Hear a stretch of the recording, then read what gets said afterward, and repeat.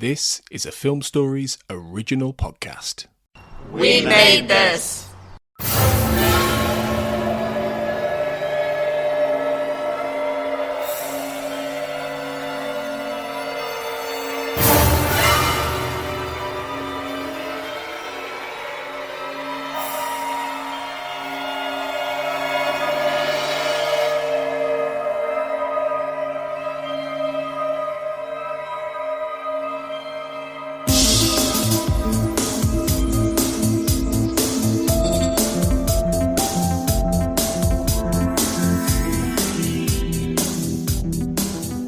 Welcome back everyone to the X-Cast. The truth is in here.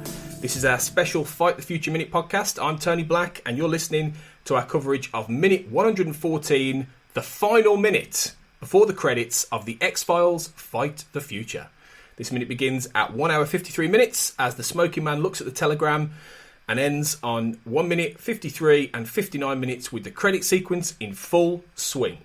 And to discuss this final minute, I'm joined once again by my fellow X-Cast hosts and producers Carl Sweeney and Sarah Blair. We did it, guys. We got there. Blimey. This is the end. It's incredible. Yeah. This is the end. Yeah. They're joining. Oh yeah. We're recording on Skype and Sarah's currently showing her. Are they They're not Funko Pops, are they? They're the little Titan. Yeah. Little mini Titan figures. Mini Titan figures. They hang out with me at my desk and help me write. They are cool. They are cool, those are. Did you know I finished my book? You finished your book, Sarah? Yeah. This was something that, we talked about right at the very beginning, and you've finally done it. And I've read it, actually. So I'm, I can tell everyone it's pretty great. So, it's exciting. Awesome.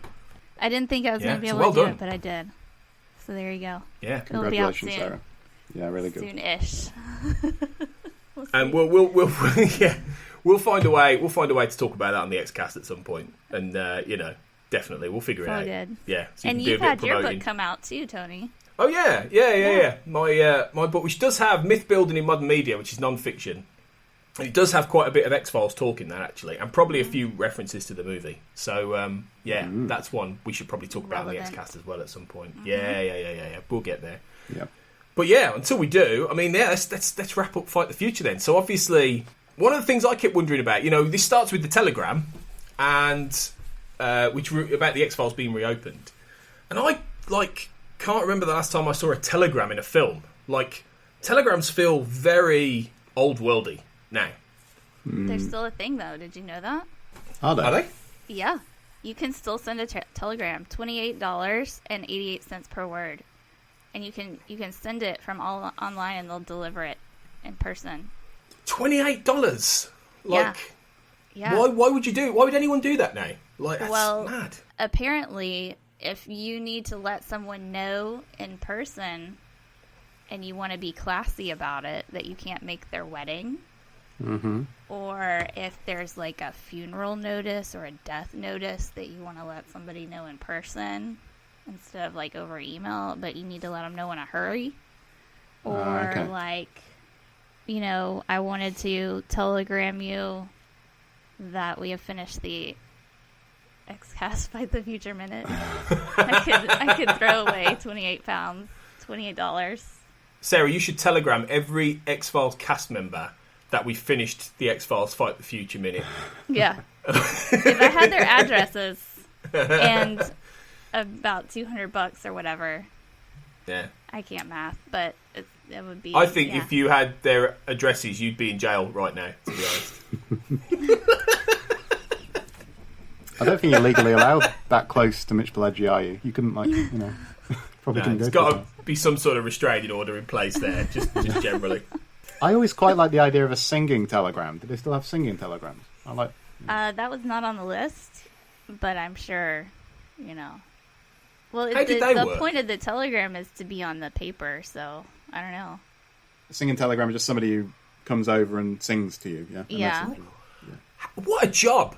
Imagine doing that job for a living. That'd be amazing. Just go and sing at people. But the most banal things, stop, the X-Files have been reopened, stop, please advise, stop.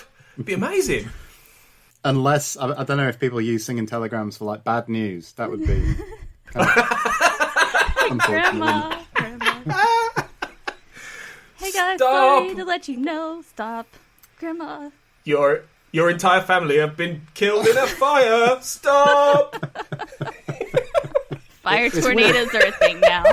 Oh yeah, 2020's next tornado. trick. Yeah. God, Aunt May. Stop. Honestly, what I wouldn't have given for them to have used a singing telegram at the end of this film, and Smoking Man's just got one with him.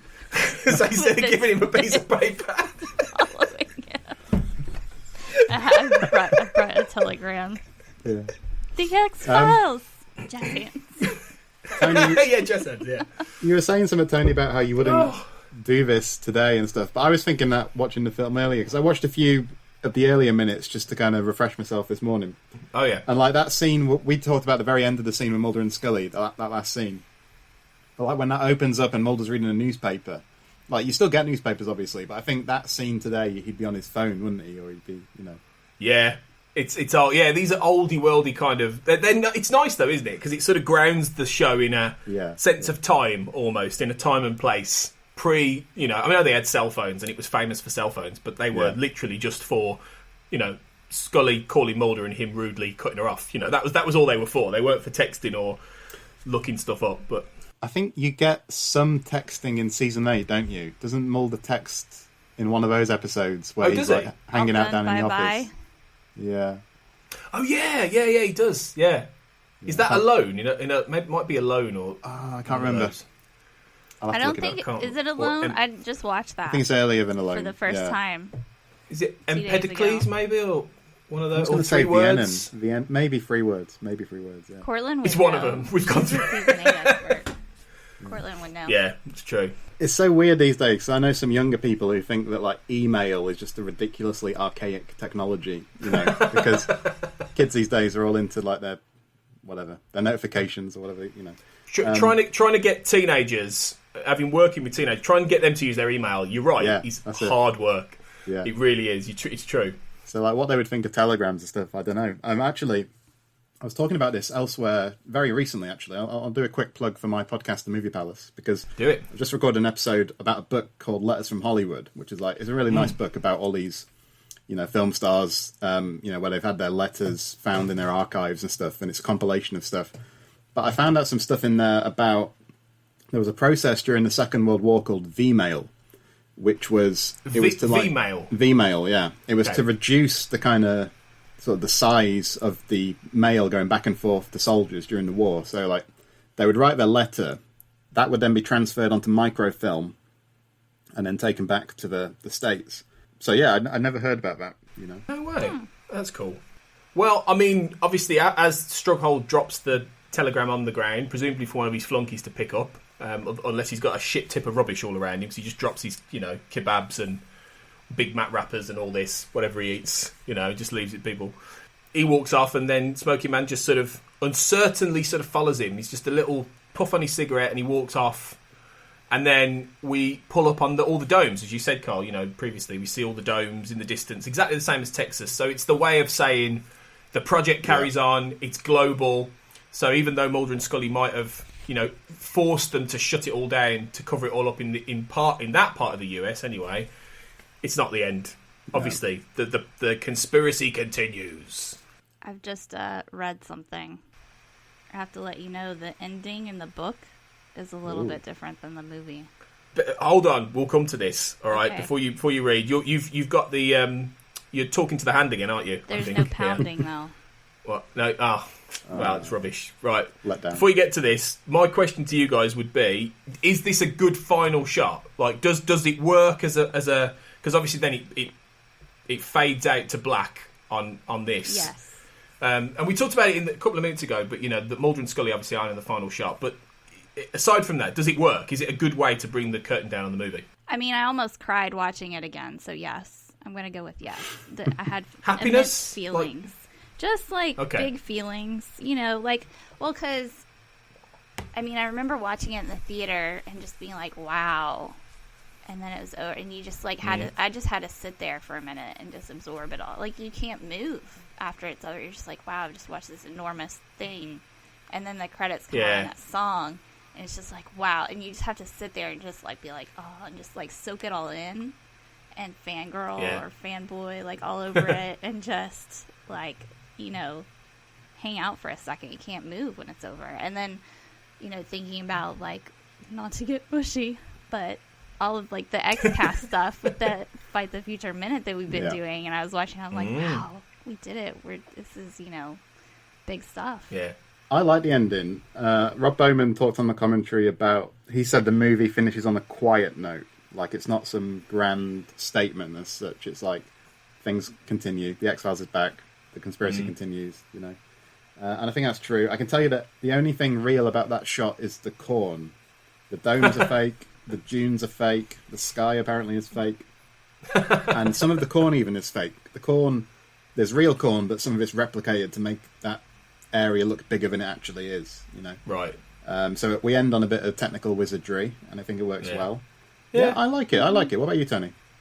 I do. I think it's suitably powerful, a powerful visual. I think, you know, it's a nice connect back to earlier in the film. Like you say, it just establishes that the conspiracy goes on, the project goes on, and I think you're right, Sarah, in that it's a great moment to just sit back and soak it up and think about how big this film is, you know, and how much of a broad canvas it's painted on. You know, you saying that, I'm flashing back to 1998 when I saw it in the cinema, and that feeling at the end of like, wow, this is an X-Files movie, like, and which was such an amazing experience. And every time I watch it, I do still love this final. So I have to say, I love this whole final scene between these guys. I think it's just really cool. And I just love the scale of it and everything. So yeah, I'm a big fan of it. Absolutely. It's interesting to see. Like, I always try to think about like the beginning and the end and how they match up, and things like, you know, when I'm writing, I try to match the beginning and end, or you know, in the beginning of this, we start off with like blackness, darkness, and then we hit the ice and the snow, and then here at the end we've got the heat and the desert. And then it's black again. And so I think it's nice to kind of show just how much change has happened within the framework of the movie and the film. Because it's like you've gone from freezing cold, you know, 38 million years in the past to now in the hot desert. And it's a nice juxtaposition. So yeah, I hadn't thought that. But that's a really good point, actually. Yeah. Why don't you tell us then about this alternate ending? Because you're reading the book, aren't you? I wouldn't say alternate. It's not alternate. It's just a little bit changed. Okay. But also one thing that is alternate, and this will go back to a couple of minutes. But Scully. So there's a paragraph at the end after Scully says, "If I quit now, they win," and it says. So this is the novelization, just so in case people aren't sure, yes, are they? So by, Elizabeth Hand, who wrote this, the novelization. Okay. So it says. So after Scully says, "If I quit now, they win," there's a paragraph, and it says, "They stood without speaking. In the distance, the cigarette-smoking man sat in a nondescript car, his grim, dread stare focused on them. He took a last puff on his cigarette and flicked it onto the street. The car's electric window rolled up, and he drove off." And then it says, "Phone Tatooine, Tunisia." So he's watching that conversation. That's cool. Yeah. And then they have their conversation, and that's pretty much the same. I wonder if that was originally in the script, though. Because a lot of these novelizations are based on scripts. Yeah. They write them, you know. So maybe that was actually in the script, that Smoking Man, you see Bill Davis in the car watching them, and then he drives away, and then it fades to the desert.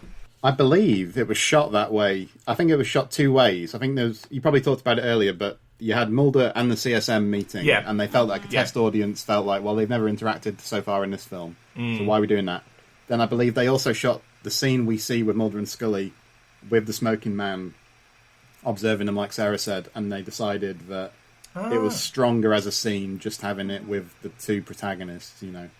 I like that they left the CSM out of it, because it's nice to watch Mulder and Scully walk away together. Yeah, I think so, yeah. And then on the very last page, it says, "On the ground, the telegram rustled slightly in the wind. The words showed stark black against yellow paper. X-Files reopened. Stop. Please advise. Stop." The wind rose, lifted the telegram, and sent it spinning into the air.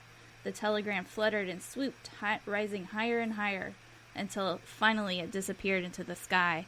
As far as the eye could see, rows and rows of cornfields stretched, acres of cornfields, miles, extending across the Tunisian desert until they reached the horizon, where two immense white domes reared up against the horizon. Nice. Yes, there are two horizons. We gotta let everybody know there's horizons. I did think that there was two horizons. Is that it? Is that the end of the book then? That's the end. But so in the book then it flies away. So that might have been a bit too whimsical for the movie screen, don't you think? Too Forrest Gump. Well, if they didn't have enough sand, they probably, they had to make sure we didn't see how little sand they had, Yeah. Yeah, exactly, yeah. But I like that there was more than just two domes. Because in the film, there's like bunches of domes. It's not just two. I think it's a shame that she didn't quite get something like the telegram flew away, pounding its way through the air as it drifted. She could have got another pounding in there. As it drifted across the knob. The cigarette smoking man pounded back through the sand. Yeah, I went back to try to estimate how many poundings there could be in this book, and I looked through it, and you don't even get any pounding at all in the first two chapters. I was disappointed. Is the book on Google Books? Because you could search for the word pounding, couldn't you? Oh, that's a good idea. We'll have to consult the Google. If ever you wonder if Sarah's got enough time on her hands, I think we've got the answer here somehow. Really. Well, I finished writing my book, so I've got all what else are you going to do right now, yeah, so it's true. fine. It's on there. I was hoping sometimes you open stuff, you get the preview or whatever. But sorry, I can't tell you how many times the word pounding or the word knob is in the book. I'll have to go through it. Well, I can tell you, listeners, in that one chapter with Mulder, it's 7 times. Listeners, your mission, should you choose to accept it, is to get on Google Books and investigate the knobbing and pounding. To be continued. In Elizabeth Ann's novelisation. Let's wrap this minute up then by talking just quickly about the song then, and because the credit sequence obviously goes on for a few more minutes, but we're not going to go through all those minute by minute. So let's just talk about the song, and we've got I don't know how you pronounce this, Teotihuacan maybe? I don't know. It's no idea. I wish I could be a better person and have Googled it beforehand, but Teotihuacan. I think it's I don't know how you say it, but it's the same as a Valley of Mexico, I believe. Yeah. So it's a reference to Aztec civilization, Aztec kind of civilization. Yeah. I was always stunned that this because it's like an ambient tune, isn't it? But I was always stunned that this was by Noel Gallagher of Oasis. Yeah. I was like, what? How is this song? Yeah. It's really strange. What do you guys think of that song? I love it. I would prefer to have heard Mark Snow's X-Files score, a reworked version of the X-Files theme, I think, over the end credits. I think this tune's good. I'm a bit less keen. The Foo Fighters song's alright later, but that doesn't feel very X-Files-y to me. It feels a bit, I don't know, kind of incongruous. So, it's fine, yeah, but I want some snow. I've just done a Google. It says Teotihuacan. Okay. Yeah, Teotihuacan. It just doesn't track at all, with Oasis and that sort of Britpop stuff that they did. It's just a real bizarre sort of outlier. But yeah, I'm with you, Carl. I would have preferred some X-Files, a big sort of suite. The X-Files movie suite at the end would have been fantastic. Yeah, I love it. Yeah, I just I do love it. And the I think rain this is great at the end, and it just fades out, and you're just it's so good. It's a cool piece of music, but I would have had a big X-Files suite at the end, and then have this at the end of the credits, maybe instead of Walking After You. Although I do love Walking After You, I think that's a great song by the Foo Fighters. Which plays the movie out. It reminds me a bit of how some of the James Bond films have kind of some of the lesser songs in their end credits. Yeah. GoldenEye ends with a funny song, and some of the songs at the end aren't as... Would you have rather had it be Star Warsy? At the end where it leads into, the big, we walked out to that at my wedding. I didn't want the Star Wars music. I wanted X-Files music. It's because we're in food Tatooine, you see. Come on, get with it. Imagine that. Imagine if it faded down from the domes and it's... Everyone would be like...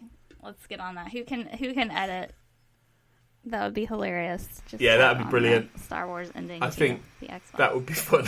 But yeah, I think I think you're right there, Sarah. I think it is a really cool tune, and it does have a strange sort of mysterious ambience to it, definitely. And I think it's cool on the credits, but yeah, I think there could have been a different way to go with it. But they're both good songs. I mean, like I say, Walking After You is a lovely ballad. It's not characteristically very foos either. It's much more ballady and light and romantic. And I suppose that fits the Mulder and Scully thing, doesn't it? You know, it's the whole.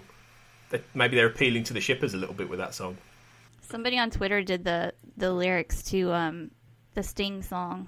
Which one is that called? I need more coffee. Every Breath You Take. No. On the X-Files soundtrack. You haven't heard the soundtrack, have you, Carl? Oh. Did you listen? No. The Sun, I did years ago. Sun. I had the album. Somebody did the lyrics to Invisible Sun the other day, and I was like, I know that song, and I wrote back. I was excited because I haven't seen that in a long time. I think that the album is something we probably should have talked about actually as part of this. We've sort of missed a trick there actually, because there's loads of some of them feature in the film like Crystal Ship, and then there's also a spoken word hidden track by Chris Carter on the Dust Brothers version of the X-Files theme. So maybe we'll come back and talk about this at some point. The album. I remember sitting in my room on the floor with my boombox. You remember the boom boxes? I had my little boom box, and I remember trying to get to that secret track. I was like, AOL said there's a secret track. I have to find it. And I just found it. I was like, oh, wow, it's amazing. It was in the 60s when they did the record playing backwards. And the backwards stuff. Yeah. Well, that secret track, cool. I think I have heard that. That's interesting, isn't it? In light of what we were talking about, I think on the previous minute about Carter as being like the master of the mythology, you know, and he's got it all in his head, it's all planned out. And it feels like that with a hidden track, doesn't it? Like, he goes into all the detail and stuff. Like I say, Fight the Future is interesting then as kind of a bridge to the later mythology, where that seems less kind of the case. Yeah, it's interesting. Like I say, we definitely should come back and talk about this album at some point. I think definitely we've missed that, but we will. I like the hidden track on the Davy Train soundtrack album. That was one of my favourites, where they go into the mythology of that show. Oh yeah, what was really cool about the Davy Train album's one was that it was all in reverse. So it was explaining the mythology, but it was the backwards. You know, it was fascinating. Well, also, did you know that if you sync it up with The Wizard of Oz, it takes on all these hidden references and because it's exactly the same length as The Wizard of Oz. Did you know that? That's amazing. I didn't know that. Matt Latham would know this, but that's fascinating. Yeah, so yeah, he was the one who brought it to my attention. Yeah. Oh, was it? Oh, there you go. The Davy Train soundtrack album is definitely good. If you can find that on, it's hard to find nowadays. Well, I've got it on vinyl, so you know. It's, oh, cool. Yeah. Okay, excellent. Yeah. I just have the lyrics on Telegram, so. Oh yeah, right. Yeah, of course. Yeah, $28 well spent there. Matt definitely. Latham would be a good singing Telegram. That's what he should do. I'll put that to him when I see him. Right, so that's it then. We've reached the end of the movie, but we've not quite reached the end of Fight the Future Minutes. So we're going to do one last little episode, wrapping up what we think about how this has all gone, and getting a little bit of audience feedback about what you guys think about the movie on the Basement Group. So yeah, we'll be back for that for one final minute tomorrow with you. So, but thank you so much for sticking with us throughout exploring this entire movie. It's been massive fun. So we hope you'll join us for one last go around. So thanks, Carl and Sarah. You'll be back for that. High five all around, guys. We did it. Yep. Yeah. Team. Well done. Yeah. And until then, remember as always, trust no one. Elsewhere on We Made This. Motion pictures. It feels like a film that is a balm. And I never thought that I would feel that about a Tarantino movie. You know, it is by far his nicest film. You know, if you look at it from that context. So I've seen it 4 times now. I saw it on release on the opening weekend. I saw it then over Christmas, and then I saw it about 6 weeks ago. I watched it, and then I watched it again last night because we decided to do this. And I really like this film. I think the things you're talking about, I think it's a great hangout film. Yeah. And that's what Tarantino's described some of his films as. right in the childhood. They don't see the aliens because they're always in the tripods. And I think the setting where where post-apocalyptic, they've lost all their technology. Yeah. It's become very popular, like very, very popular recently. But this is still prime for a remake, I think. I'd love to see that. I could see it, yeah, especially with shows that you see now that are on. Obviously, Doctor Who's come back and stuff like that.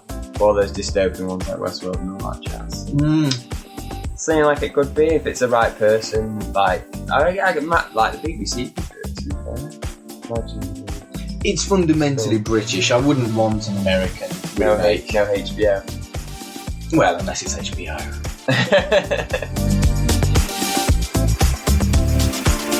Pick a disc. When watching Thrice, how hard was it to not think of, if I was behind the same desk, I'd be... Oh, gigs are ruined for me forever. Yeah, it's... there'll be something that, like a reverb will happen and I'll go, oh, that was nice. And then all my mates are like, Ben, stop it. Just enjoy the gig. The first thing I'll do is I'll always just poke my head over and just go, oh, you're using a Midas Pro 2. Interesting. Okay, cool. Oh, yeah, Digico SD7. Oh, nice. And then the first thing I do and take a picture of it and they're like, Ben, you're such a nerd. And, yes, I know. But I love it, and that's kind of part of the enjoyment these days. Check out all of these shows and more on the We Made This podcast network.